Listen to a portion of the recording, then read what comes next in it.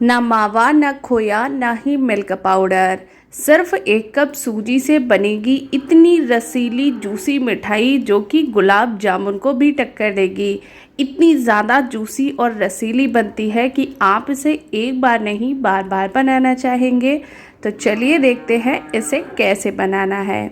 सबसे पहले रखेंगे एक पैन या कढ़ाई गैस पे। पैन को गरम कर लेंगे, इसमें डालेंगे 3 चम्मच घी। अब इसमें 1 कटोरी सूजी डालेंगे। तो सूजी यहाँ पे बहुत ही ध्यान से लीजिएगा, बारीक वाली सूजी का यूज़ करना है। अगर बारीक वाली सूजी नहीं है तो आप मिक्सी के जार में डालकर इन्हें ग्राइंड कर लीजिएगा, तब सूजी का इस्तेमाल करिएगा। अगर सूजी बारीक नहीं हुई तो आपकी जो मिठाई है वो परफेक्ट नहीं बनेगी। अब यहाँ पे क्या करना है, हमें गैस की फ्लेम लो रखते हुए सूजी को 3 से 4 मिनट के लिए लो फ्लेम पे अच्छे से भूनना है। लेकिन ध्यान ये रखिएगा, सूजी का कलर बिल्कुल भी चेंज नहीं करना है। सूजी का जो कच्चापन है वो दूर करना है, कलर बिल्कुल भी चेंज नहीं करना है। जब सूजी को अच्छे से भुन जाएगी तब इससे हल्की हल्की सी खुशबू अच्छी सी आने लगेगी। तो हमें लगातार चलाते हुए सूजी को अच्छे से भूनना है। ये वाला स्टेप आप अच्छे से फॉलो करिएगा तो जो मिठाई है वो एकदम परफेक्ट बनकर तैयार होगी। सूजी को हमने बढ़िया से भून लिया है।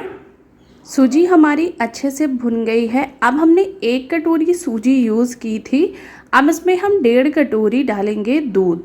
तो दूध यहाँ पे रूम टेम्परेचर का होना चाहिए, और अगर मलाई के साथ यूज़ करेंगे तो और भी अच्छी बात है, और नहीं तो आप बिना मलाई के भी यूज़ कर सकते हैं। तो यहाँ पे जो मेज़रमेंट है उसका बहुत ही अच्छे से ध्यान रखिएगा। सूजी 1 कटोरी लेनी है और इसमें 1.5 कटोरी डालना है दूध।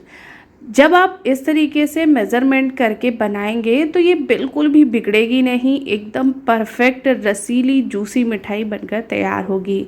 अब हमें गैस की फ्लेम लो रखना है और सूजी को अच्छे से कुक करना है। हाई फ्लेम बिल्कुल ना करिएगा और ना ही मीडियम फ्लेम। इस तरीके से सूजी को हम मिक्स करेंगे ताकि इसमें कोई भी गांठें गुठलियाँ वगैरह ना रहें, और इस तरीके से लगातार चलाते हुए हमें इसे तब तक पकाना है जब तक ये डो फॉर्म में ना आ जाए और ये अच्छे से पैन को छोड़ने ना लगे।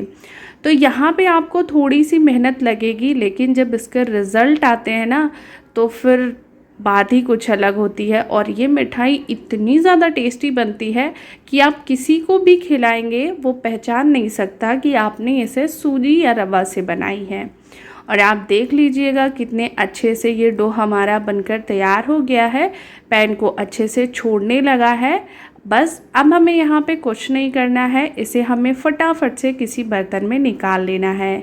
अगर हम पैन या कढ़ाई में रखेंगे तो काफ़ी गर्म होती है और इसे ठंडा होने में भी टाइम लगेगा, और दूसरा गर्म है तो सूजी सख्त हो जाएगी और फिर हम इसे जिस शेप में बनाएंगे वो बिल्कुल भी नहीं बनेगी।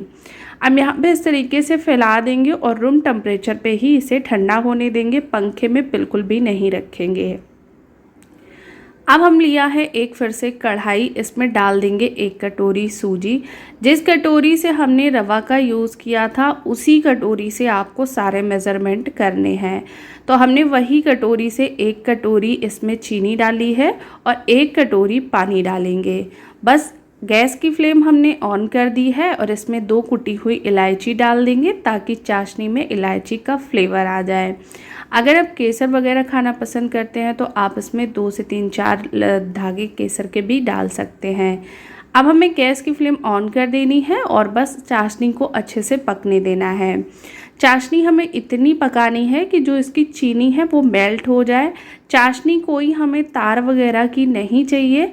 1 कटोरी चीनी और 1 कटोरी पानी से एकदम परफेक्ट चाशनी बनकर तैयार होती है। चाशनी को हमने चेक कर लिया है, चाशनी हमारी बढ़िया चिपचिपी है।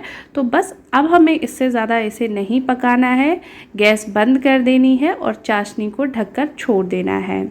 जब तक हमने चाशनी बनाई उतनी देर में ये लगभग अच्छे से ठंडा हो गया है डो, और ये ना अभी थोड़ा सा गुनगुना ही है, और जब ये हल्का सा गर्म हो तभी में हमें इसे अच्छे से गूँथना है।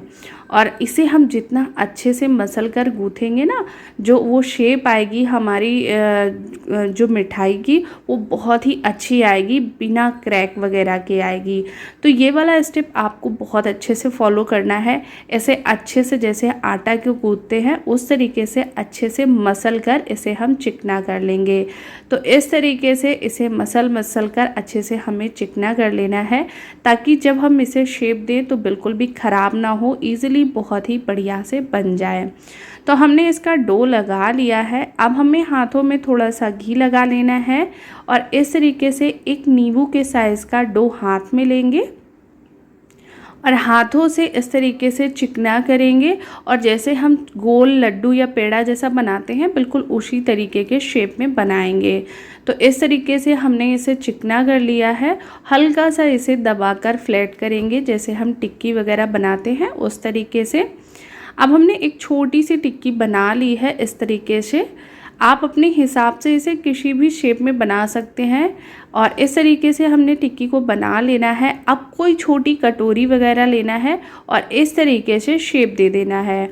बहुत ही ईज़िली हो जाता है, बिल्कुल भी टाइम नहीं लगता है, लेकिन जब इसकी शेप निकल कर आती है तो दिखने में सच में बहुत ही ज़्यादा सुंदर लगती है। और इस तरीके से हमने जो अपने मिठाई का बेस है वो पूरा बनाकर तैयार कर लिया है।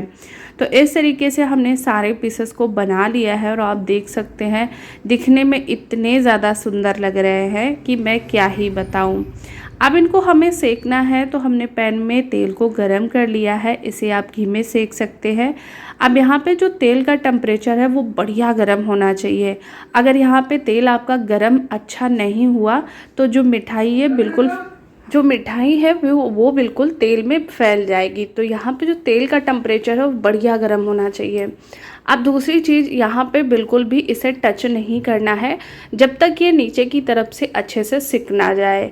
तो जो आप छोटी छोटी टिप्स को फॉलो करेंगे ना, तो ये जो मिठाई है वो एकदम परफेक्ट बनकर तैयार होगी।